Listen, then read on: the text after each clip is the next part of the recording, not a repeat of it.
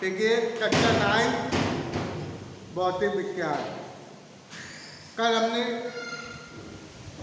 बताया था यांत्रिक ऊर्जा का मान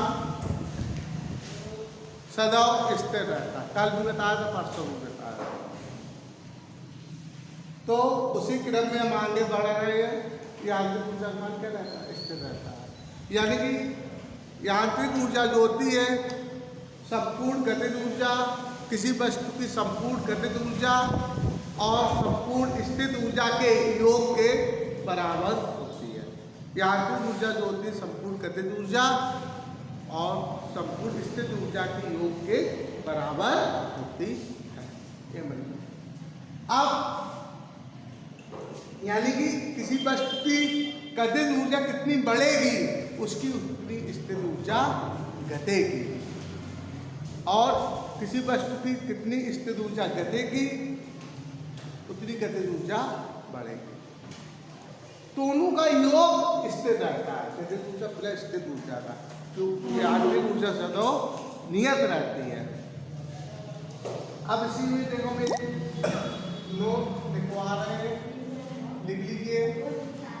नोट नंबर 1 उसी के नीचे लिखना है, जब कोई पिंड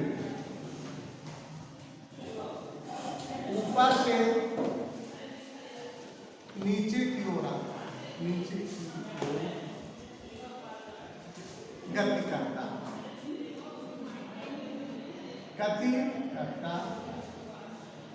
ऊपर से नीचे की ओर गति कर रहा है, तो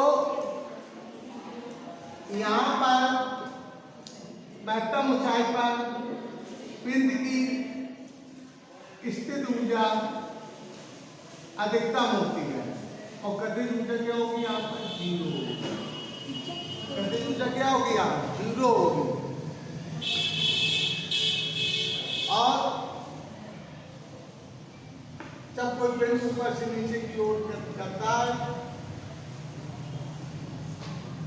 करता है तो उस पिंड की स्थित ऊर्जा घटेगी, स्थित ऊर्जा घटती जाती है, जबकि गतिज ऊर्जा बढ़ेगी। गतिज ऊर्जा क्या होगी? बढ़ेगी। सब वस्तु को नीचे जमीन में आ जाएगी, यहाँ पर स्थित ऊर्जा 0 हो जाएगी। स्थित ऊर्जा क्या हो जाएगी? यहाँ पर 0 हो जाएगी। पूरी ऊर्जा वो गतिज ऊर्जा में परिवर्तित हो जाएगी, और इस बिंदु पर जो होगा, जो यांत्रिक ऊर्जा होगी वो गतिज ऊर्जा के बराबर होगी। यांत्रिक ऊर्जा किसके बराबर होगी? गतिज ऊर्जा के बराबर। यांत्रिक ऊर्जा जो होगी वो गतिज ऊर्जा के बराबर। कौन ऊर्जा के बराबर होगी? गतिज। और महत्तम ऊंचाई पर यहां पर स्थित ऊर्जा बराबर यांत्रिक ऊर्जा होगी। यहां पर यांत्रिक ऊर्जा तो स्थित ऊर्जा के बराबर। यहाँ पर गतिज ऊर्जा 0 होगी, यहाँ पर स्थित ऊर्जा 0 होगी, स्थित ऊर्जा। और लेकिन जो यांत्रिक ऊर्जा होगी वो गतिज ऊर्जा के बराबर। और इस बिंदु पर किसी बीच में यहाँ कहीं भी यहाँ पर जो यांत्रिक ऊर्जा जो होगी, ना यहाँ पर गतिज ऊर्जा 0 होगी, ना ही स्थित ऊर्जा 0 होगी। और यहाँ पर यांत्रिक ऊर्जा जो होगी गतिज ऊर्जा और स्थित ऊर्जा के योग के बराबर। नंबर 2, जब पिंड नीचे से ऊपर की ओर जाता है, ऊपर की ओर जाता है, नीचे से जब पिंड नीचे से ऊपर की ओर जाता है, तो पिंड की गतिज ऊर्जा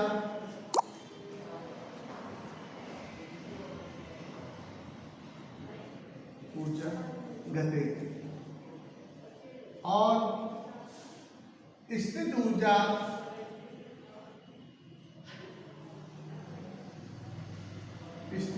ऊर्जा बढ़ेगी।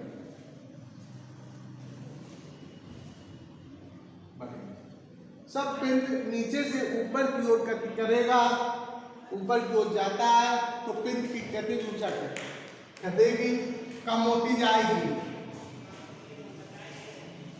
स्थित ऊर्जा गतिज ऊर्जा क्या हो जाएगी? घटेगी, कम होती जाती है जैसे जैसे ऊपर ऊंचाई पर पहुंचेगा, और स्थित ऊर्जा बढ़ेगी। मतलब देख लीजिए चित्र द्वारा, यह पिंड ऊपर की ओर जा रहा है महत्तम ऊंचाई पर, ए बिंदु मान लो, ये बिंदु मान लो, बी से एक हो जाता, या इसको हमने ए माना, इसको बी, ऊपर की ओर जा रहा है। कहाँ की ओर जा रहा है? ऊपर की ओर। तो यहाँ पर गतिज ऊर्जा रही हुई जीरो हो जाएगी, स्थित ऊर्जा जो होगी वो यांत्रिक ऊर्जा के बराबर होगी।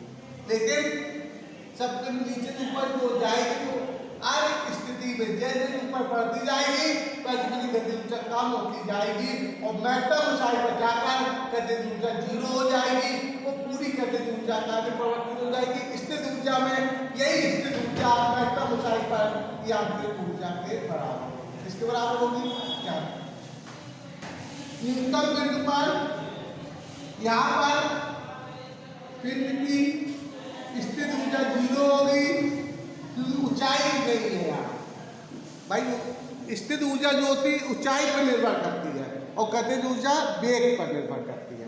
तो यहाँ ऊंचाई नहीं तो जीरो होगा, स्थित ऊर्जा जीरो होगी, और पूरी गतिज ऊर्जा जो होगी वो यांत्रिक ऊर्जा के बराबर, किसके बराबर होगी?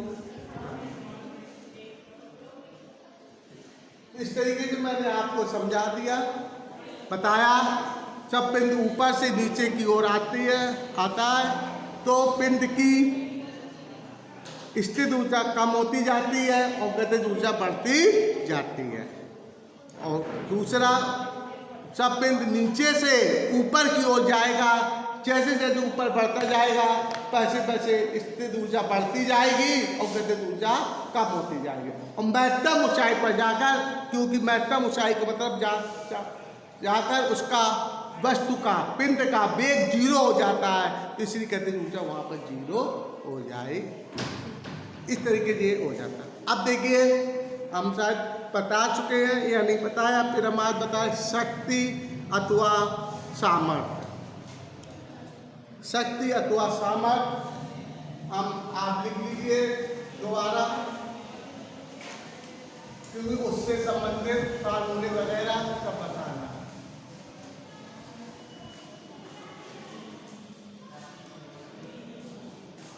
शक्ति अथवा सामर्थ्य एक ही चीज है, शक्ति भी कहते हैं इसको, सामर्थ्य। किसी वस्तु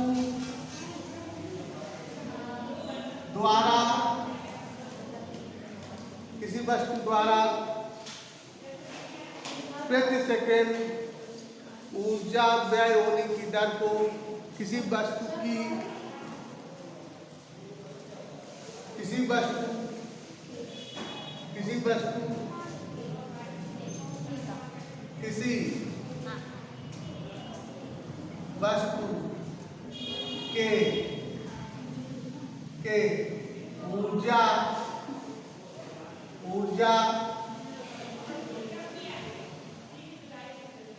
ऊर्जा व्यय होने की दर को शक्ति या सामर्थ्य कहते हैं। शक्ति या सामर्थ्य कहते हैं। इसे P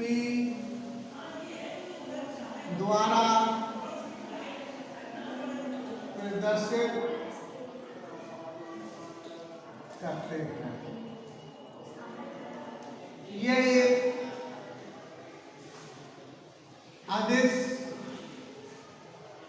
राशि है। कैसी राशि है?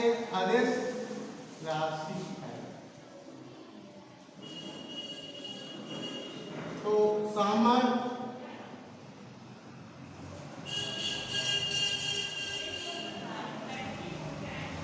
काल बते समय कह सकते हैं। भाई काल एक प्रकार की ऊर्जा होती है, यानी सामर्थ्य P W अपॉन P, ये इसका फार्मूला आ जाता है। यह ऊर्जा W का काल का मात्रक जूल होता है और समय का सेकेंड, जूल प्रति सेकेंड, यही वाट कहलाता है। तो इस तरीके से शक्ति और सामर्थ्य का मात्रक आपके सामने आ गया, वाट होता है। अब हम ऊर्जा के व्यावसायिक मात्रक भी देख सकते हैं। तो इसमें अगर हम P बराबर W अपॉन T होता है।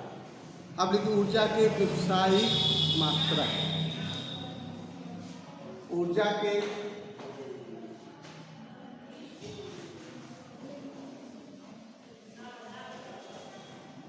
ऊर्जा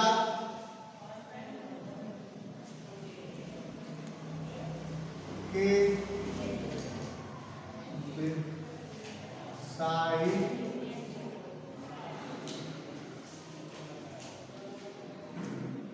मात्रक,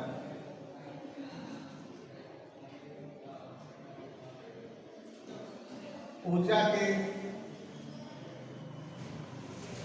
व्यावसायिक मात्रक। तो ऊर्जा मतलब कार W। तो आपका अभी भी सूत्र बताया P बराबर W अपॉन P।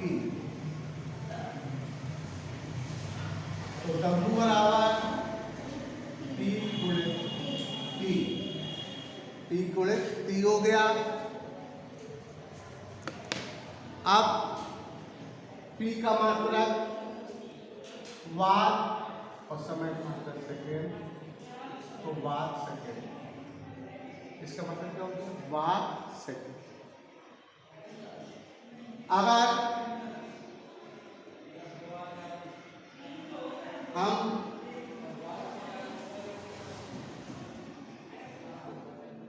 इसको वाट घंटा में परिवर्तित करना, काम करना वाट घंटा, तो आप क्या करें?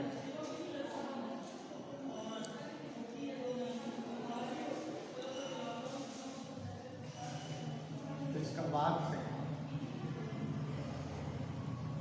अब अगर वाट घंटा में बनाना है, एक वाट घंटा, तो इसमें आप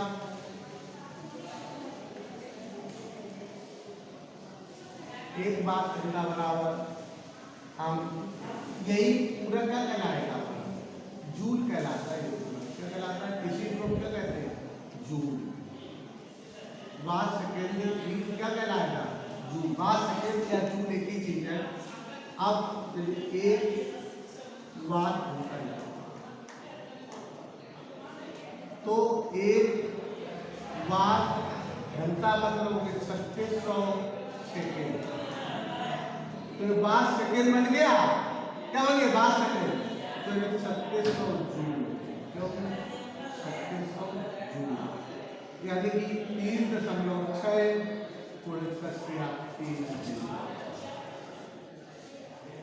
आपको हो जाता है। एक वाट घंटा बराबर होता है, अगर पूछ दिया जाए एक वाट घंटा बराबर, तो आप लिख देंगे 3600 जूल यानी 3.6 इंटू 10 की घात 3 जूल। ये आपको अब किसी को अगर किलोवाट घंटा में बनाना, किलोवाट, हम देखिए चलिए सूत्र है, अगर W बराबर T वाट में हो और T समय घंटा में, तो इसका मतलब क्या हो जाएगा, वाट, क्या हो जाएगा, वाट, क्या मतलब हो जाएगा। तो इस तरीके से व्यय ऊर्जा का मतलब वाट सेकेंड या जूल, और ये निकाल दी वाट, क्या निकाल दी वाट व्यय ऊर्जा। और इसी को और आगे बढ़ाए, अगर मैंने ये लिख दे कि व्यय ऊर्जा यानी कि W बराबर T वाट में है, समय T घंटा में है, अपॉन 1000, कितना करते हैं 1000। तो इसका मतलब क्या हो जाएगा, किलो 1000 का भाग देने को तक किलो लगे, किलो वाट घंटा, क्या मात्रा हो गया, किलो वाट घंटा, यानी W का एक मात्रा आपका आ गया किलो, मात्रा क्या होगा, kilowatt, kilowatt, kilowatt, यही किलो वाट घंटा यूनिट कहलाता है, क्या कहलाता है, यूनिट, यूनिट। आपके घर में जो बिजली का बिल आता है वो यूनिट में आता है, क्या में आता है, यूनिट में, उन्हें 36 यूनिट, उन्हें 100 यूनिट, 105 यूनिट। तो ये ऊर्जा का व्यय मात्रा गई, ये ऊर्जा का बहुत ही बड़ा व्यय मात्रक होता है। किलोवाट घंटा कह लो या यूनिट कह लो, एक ही चीज है, 1 किलोवाट घंटा।